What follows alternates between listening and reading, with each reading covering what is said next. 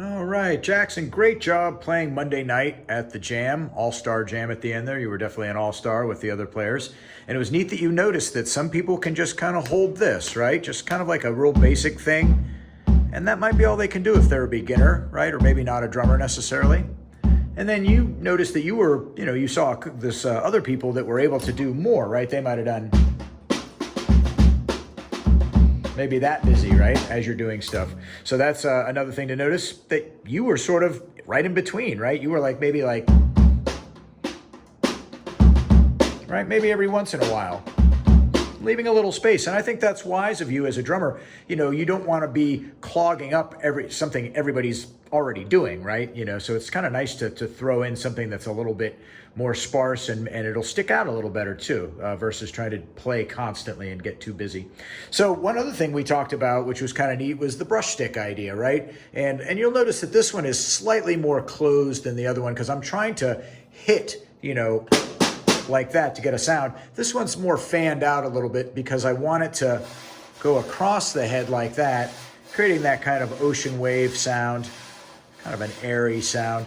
And the other thing we talked about is like, you know, the fact that people do different grips, right? We talked about the fact that you like to play like this, right? You almost are more comfortable keeping the sticks together like that. Other people will play like this, open. That's the way Sam at Sam Adato's drum shop plays, where we did a lot of our Zoom lessons. And the other thing to consider there is that, you know, we know that the X is your hi-hat, right? If it's, you know, like up high, you know, you play it like this. However, if it's down low, then you would play it like that. And the other thing we think about is like the traditional grip, right? And you get it pretty naturally, but you take the number 3, if you were counting like this, 1, 2, 3, right? Like that, and just put the stick right in there. And you'll notice that this is, you know, good for getting a little bit more attack on the head. If you hit it like this with the flatter, you know, grip like we usually use, not nearly as loud, right? So you have this,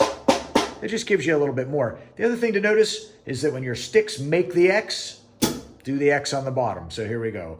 1, 2, 3, 4. 1, 2, 3, 4. It takes a little bit to do this just because one stick is going over top, the other stick is rubbing on the head, right? So that's a little trickier. You can do this with regular sticks if you want. It'll sound not as ocean wave or airy. The other thing you could do potentially too is just do it with your fingernails. 1, 2, 3, 4, 2, 3, 4, like that. And you could even, if you wanted to add your other foot in there, so now I'm going to put this back on. I'm going to keep that foot going, walking down the street. And remember, we just go 1, 2, 3, 4. 1, 2, 3, 4. And this was the beat that you were playing, and I was able to throw in pretty much any jazz song I wanted. And you did a great job just keeping that time. Yep. Keep that time going. Yeah, there we go.